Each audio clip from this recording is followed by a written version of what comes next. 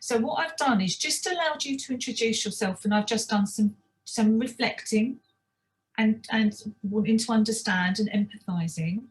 Okay, but now if you're happy to work, let's work with the daisy, as that's where we were, and I sort of interrupted you. Let me illustrate some of the skills that we can do when working with an image in a little more depth. Is that okay? Yeah. So I will, let me see, if I do that, I think I can screen share again. So we can look at the same image again together, which makes it a little bit easier.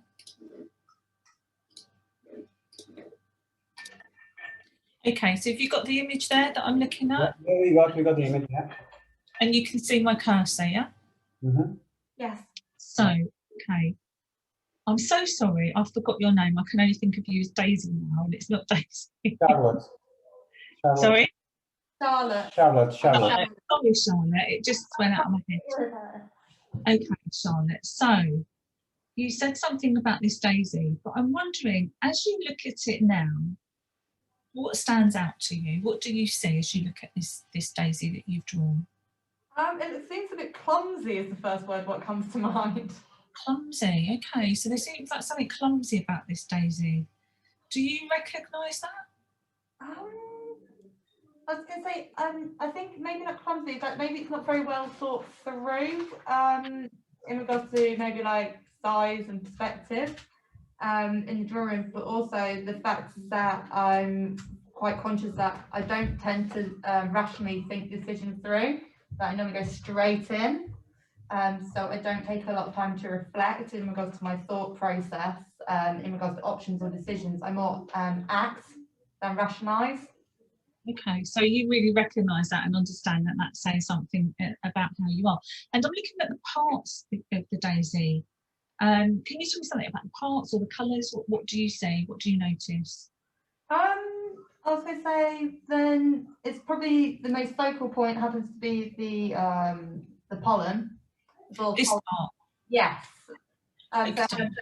The biggest part, and I think that also maybe just represents like a brightness and a warmth and sort of like a sunshine quality. Okay, and that's the biggest part you said, and you said it was pollen. And pollen, what comes up for you when I say the word pollen? For some reason, bees is the first thing that springs to mind unconsciously. Okay, so pollen and there's bees, and bees, what do you think of when you think of bees? What comes to mind? I think they're quite fluffy, which is getting really scary because like I'm holding a fluffy book. So I think in regards to softness and fluffiness. So softness and fluffiness, and what you said was there was something that was the most prominent or the biggest part was the softness and the fluffiness and something about that.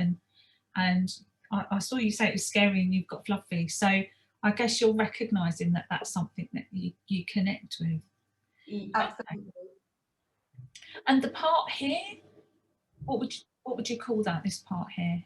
They are my petals. Is what they. Okay. And what can you tell me about these petals? I was gonna say, in regards to them, I mean, I think there's an aspect of them that they are still quite large in regards to scale. That they're quite, I was going to say, cloud-like. They're quite wispy. So they're not very like structured. Oh my god, so if you're saying that, I'm guessing that you're recognising that it's okay.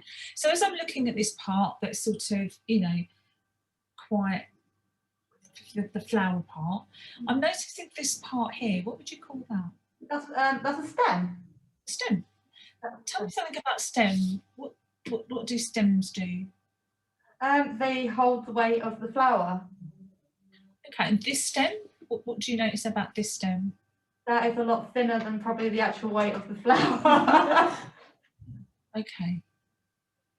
So that is yeah, so it's a lot thinner compared to the actual, sort of in dimensions to the actual petals and the pollen itself. That's a lot thinner. So yeah, what's holding what normally. What comes up for you as you think about that? This flower that's being held up with this stem that's a lot thinner than perhaps it could be.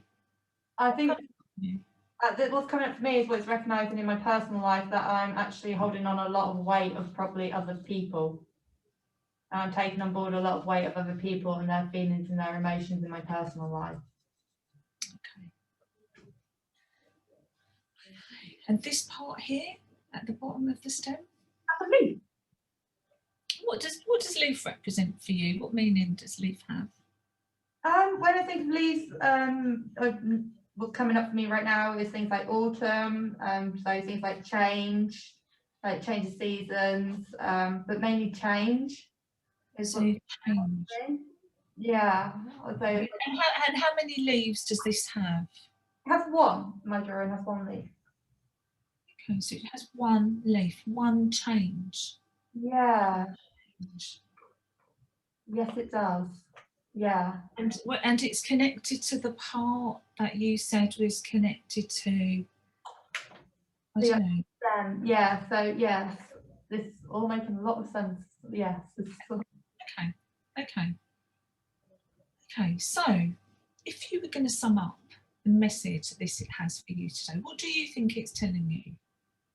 From the communication that we've just had, that the fact that even though I'm very bright, very fluffy, very soft individual, that I have recently been holding a lot of weight from other people's feelings and emotions, but also I am going through a transition of a potential change in my life, is how I'll describe it, which I think is very fair. Okay, so is that okay if I end it there? Absolutely, yeah, not.